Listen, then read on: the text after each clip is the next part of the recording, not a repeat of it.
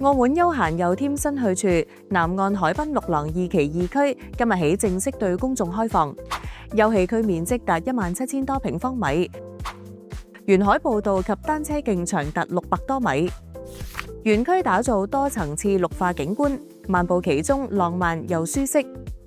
現場設有親水階梯、觀景休憩區，仲有釣魚平台及特色龍船座椅，可以飽覽西環大橋同埋海岸美景。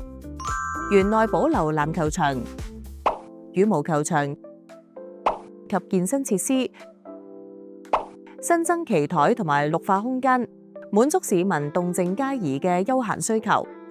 休憩區可從容和門、西環湖景大馬路行人天橋進入，仲可以喺西環大橋底泊車區停車後步行抵達。快嚟體驗呢條全新嘅濱海綠色走廊吧！